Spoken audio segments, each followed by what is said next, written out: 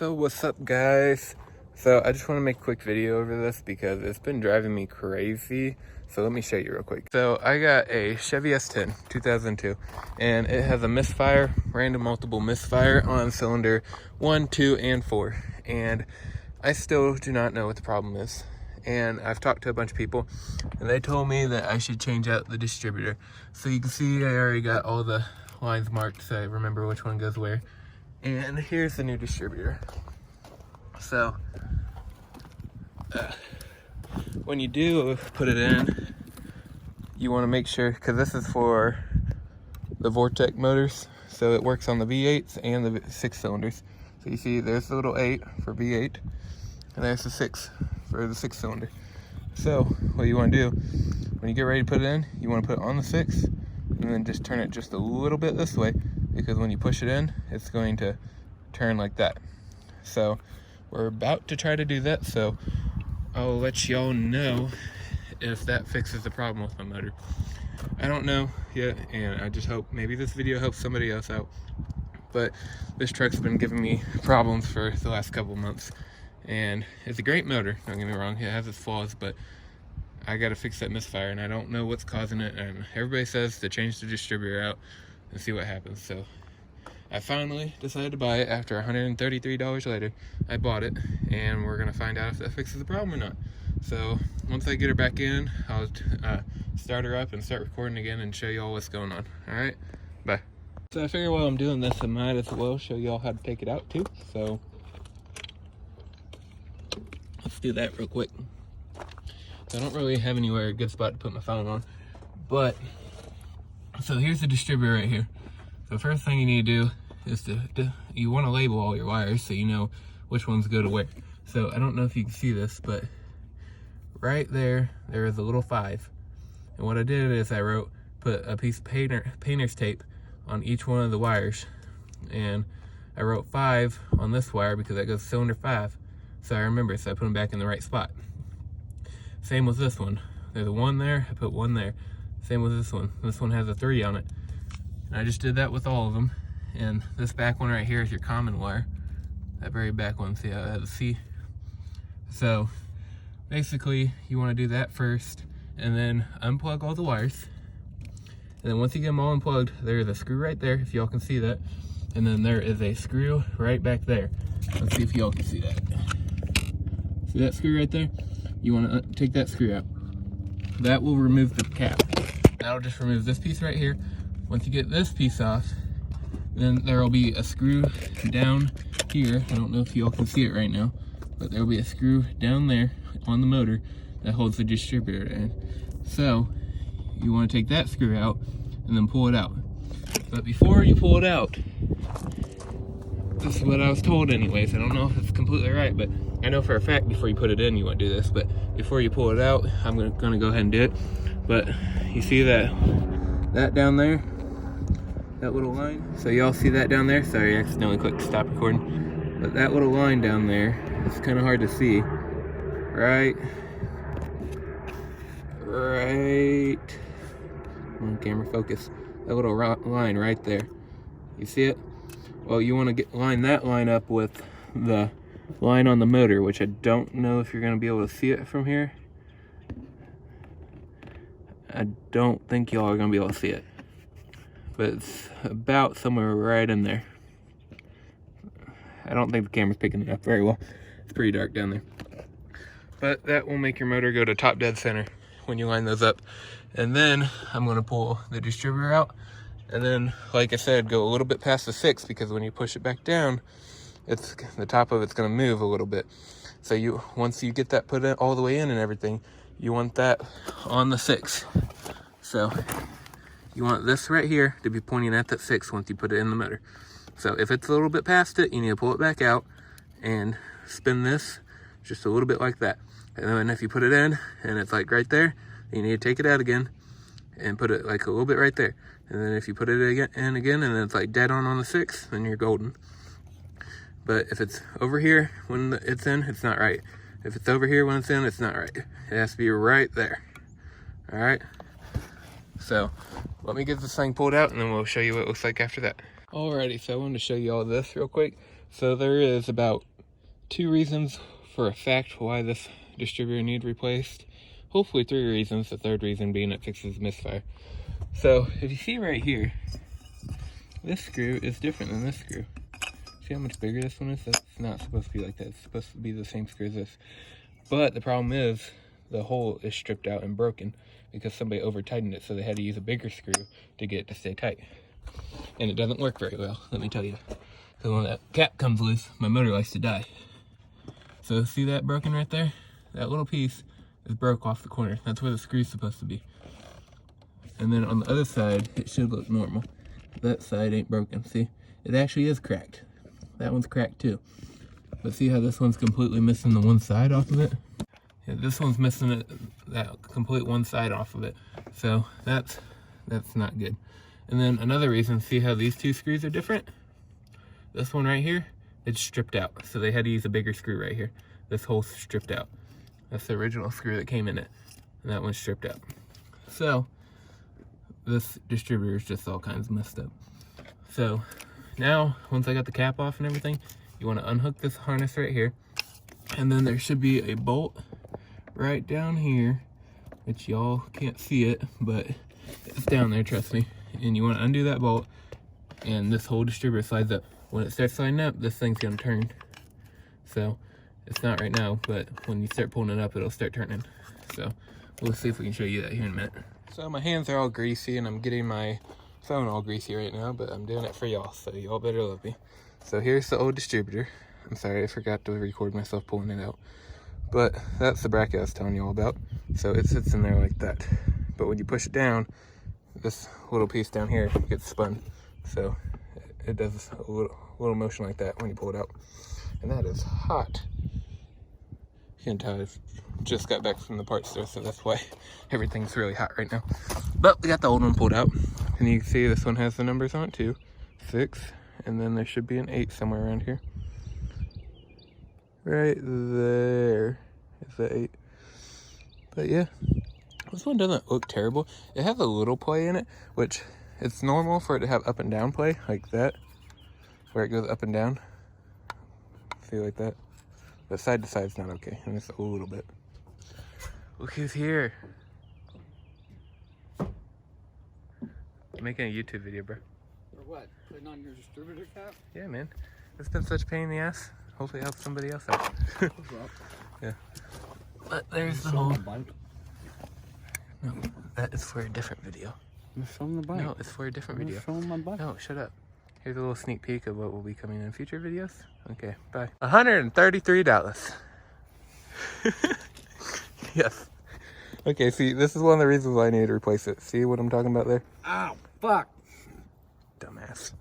But see what I'm talking about right there? See how that's broken? This is what it's supposed to look like. And then see how that's cracked? Yeah, that's not supposed to be like that. And then that has a bigger screw in it because it's stripped out. That's what the screw is supposed to look like. See? Yeah. And that one right there is cracked.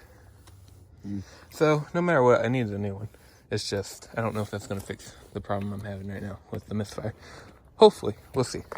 Alright guys, so I got it dropped in, and I got it pretty much lined up, so the thing is, let's see, about right where my finger is, that's where it needs to be lined up to. It's not quite on it, but if I put it on the next 2 forward, it's like over here, so it's like way past it. So I think this is the closest I can get it. I don't know if that's right or not, but I guess we're gonna find out because I'm gonna start putting it back together. But a little trick I didn't know, I had to call somebody and ask them. I couldn't get the distributor to fall all the way down, and it's because there's an oil pin in there or something, the oil pump. And when you pull out the old one, it falls out of place and spins. So when you drop it back down there, if it don't go down all the way, just bump the starter, and then that distributor should fall the rest of the way down. So I did not know that. In all the videos I watched, they didn't say anything about that.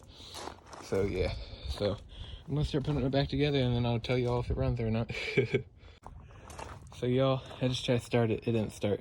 And some of y'all might have caught it in the video and was like screaming at me the whole time saying, no, it ain't gonna work, it ain't gonna work. Well, my dad walked out here and I was gonna record and see if it started, which it didn't, but he told me that I was probably 180 out. I went and grabbed a light real quick because I noticed y'all couldn't see anything. So what I was saying earlier, that in the video y'all were probably yelling at me saying, hey, you're exactly 180 out. And I didn't realize that. So now what I gotta do is pull that top off, find top dead center, and if it's pointing this way at the 6, I'm gonna have to go all the way around to top dead center again until it's pointing over here. And then pull the distributor up, turn it back to the 6, and then sit her back down. And then hopefully, fingers crossed, it'll run. So I'm gonna do that real quick, and I'll see y'all in the next clip. So y'all, I just got back down to top dead center, and if you see there, I am exactly 180 out. That little thing right there should be over here. So I'm exactly 180 out. So I'm gonna have to pick that up and put it on the other side, and then it should theoretically run. So I'm crossing my fingers. But I'll show you all in the next clip. This is a great example of why I should not be a mechanic. So there is a connector back there, and I thought I was 180 out, and I might still be, I don't know yet. But I got all took apart and realized I didn't plug in that connector. So I plugged in that connector, put it all back together. We're gonna try to start it real quick to see if it was just that connector. I'm hoping it was just that connector. If not, I'm gonna pull the distributor back off, which is gonna suck, but crossing my fingers. Let's see.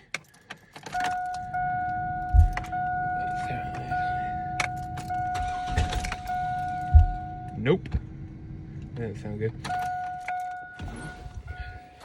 Well, y'all, just a quick re-entrance. So I put it in right. She's running, as you can hear. And best thing about it is she's not shaking as bad as she used to. So that means the misfire might be gone. I need to knock on wood because it might not be, because I don't have a code reader. But I'm idling about where I should be too. Before I was idling at 500, which is right there. I was idling right there. Now I'm idling about 700-800, and that's where you're supposed to be on these S10s. So fingers crossed, we're gonna take her on a test drive real quick and see if she feels a little better, and just check out a few things. So I'm so happy though. My dad came out here and I was like, he said something. He's like, watch it not rain or something like that. And I was like, nope, she's gonna run. She's gonna run this time. And he's like, well, you're sure confident in it? And I'm like, I know for a fact she's gonna run because I gotta be at school tomorrow at 10 o'clock. And he started laughing. So I got in it and started it up. She fired right up the first time. I came back out of the truck. I said, I told you it was gonna run this time. He started laughing. And he said, you're one lucky man. And I was like, I sure am. But she's running. And she seems like she's running a little nicer too. So that's a good thing. So we're gonna take it on a test drive real quick to see how she runs. So we'll be right back. So y'all, I'm driving right now, and it doesn't seem a whole lot different, but it does seem like it shifts a little easier. So we'll see. We're going to AutoZone right now, and we're gonna have them clear all my codes so my check engine light turns off, and then we're gonna check it for a little bit and see if it pops up again as a misfire. So I'm crossing my fingers and hoping it don't. Hopefully that fixes the problem. What are you doing, car? But we're gonna run up there and have them clear all the codes, and then we're gonna go on a drive for a second and see if it pops back up. I'm really hoping it's not going to, because see, the thing is, the big problem before was when I was driving, if I went, like, say I was doing like 85 and my RPMs were above 2,500 RPMs or right at 2,500 RPMs, my check engine light would flash. And if I kept driving like that, so if I was driving around 85 and I kept driving like that, then my truck would go into limp mode and it would jump up to 3,000 RPMs. So that's obviously not good. And that was caused from the misfire, from a lack of power. That's why it would go into limp mode. And so we're going to clear these codes real quick. We're going to get her up to 85 and see if the check engine light flashes. So wish us luck. So I'm here at AutoZone right now. You see I still have check engine light. They threw the scan tool on it, and it had the 2 codes that I knew it was going to have because we can't clear them. Their scan tool apparently can't clear codes, so I'm either gonna have to wait until tomorrow or find somebody tonight that has a scanner that can clear codes. So their scanner can only tell you what the codes are, which kind of sucks, but it's all right. We're gonna go on a drive and see if it still flashes at me, the check engine light. And I don't know though. I talked to one of my buddies and he said he feels like it's still missing, which is kind of depressing. But he's a good friend of mine, and he's a mechanic. So he thinks it still might be missing. He said it's not very bad though. So it used to be pretty bad. Like the whole truck would be shaking. And right now it's running. It feels like it's running a lot smoother. So we'll see. But I'm gonna run over to my other buddy's house and see if he has a scan tool. So we'll be right back. All right, y'all. I just got to my buddy's house. He cleared my codes for me. So I'm gonna check engine lights off. We're gonna see if it comes back on. So I'm gonna go drive it around for a minute and see what happens. Wish me luck, which I think it will come back on even if we fix the misfire, because I have an Evap code for my gas tank. So it might come back on, but we'll have to scan it again and see if it's just an Evap code or a misfire code. Deer! Don't hit me, deer. Don't hit me. These deer are crazy right here. Alrighty, but I'll catch you in a minute. I'm going to drive around for a minute and see what happens. Alright guys, so you see the check-in and the light's back on. So what do you think it is? Misfire or Evap? I know what it is. And I knew it was going to come back on because I knew the Evap was bad, so I knew it was going to come back on for that anyways. But guess what? I do not have a misfire code anymore, which is amazing. So we're going to give it a couple days, maybe drive it around for a week and try it again and see if I have any more codes. And if I have a code or anything, I'll let y'all know. And I'll be completely honest with y'all, I did not think it was going to be the distributor, just because it didn't really look that bad of shape, other than that the screws were stripped out. And we could get the caps pretty snug on there without it wiggling around or anything. So I figured, I didn't think it would be that, because it didn't have a whole lot of play side to side either. So I honestly didn't really think it was that. I was starting to lean towards fuel injection, and I'll be honest, I'm kind of glad I replaced the distributor first, because I almost replaced the spider injection first. So we're looking good though. And I mean, there's still some issues. The Evap, I'm not worried about that because it's not a big deal. It's just a solenoid valve that opens and closes to let vapor out of the gas tank. And I think that's what it is. Don't quote me on that, but I'm pretty sure that's what it does. It just vents the vapor out of the gas tank. And I would replace it, but it's $200. It's more than my distributor, so I'm not replacing it. So we're just gonna leave that alone. But if y'all know a workaround around it to get my check engine light to stay off, I'd love to see that thing stay off. That check engine light has been on since I've owned the truck, and it's been on mainly just for the Evap. But I've been driving it around for 3 years, and that thing hasn't given me any problems or anything. So I think it's stuck open, which ain't a big deal. But unless you like submerge the truck underwater, but I think you have bigger problems after that. So that's my only code right now, is my Evap. So I'd like to fix that, but I don't want to pay $200 just to fix that. So if y'all know any way of bypassing the Evap so it doesn't throw a code anymore, that would be awesome. Because I would love to. It's so weird seeing this thing with no check engine light because I'm so used to it. So that's my update though. It seems to be running fine now. I seem to not have any misfires. So I'm going to check on it in about a week or a couple days from now and see how it's running. I'll probably check it Saturday. And if I have any Evap codes, I'll update y'all. If I don't post this video yet, then I'll update y'all in this video. But if I already posted it, then I'll update y'all in a different video. But if you don't hear back from me, then it's probably running fine. So that's it for this video, guys. I hope you all enjoyed.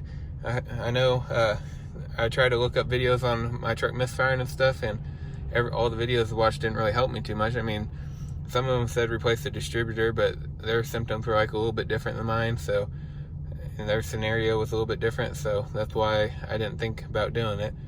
But I did it, and it seemed to fix it right now. Knock on wood. Hopefully I don't start doing it again. And it seems to be running a little smoother. When I'm driving down the road though, it has a little jolt to it every once in a while. I don't know what that's from. It might just be from the front end, or maybe an engine mount. I don't know. I don't know what that's coming from. It's probably the front end though, because my tie rod ends are shot, completely gone. But I wasn't gonna replace those until I knew I could fix the motor first. So that's what it looks like right now. So thanks for watching. Thanks for tuning in, and y'all have a good day. Bye.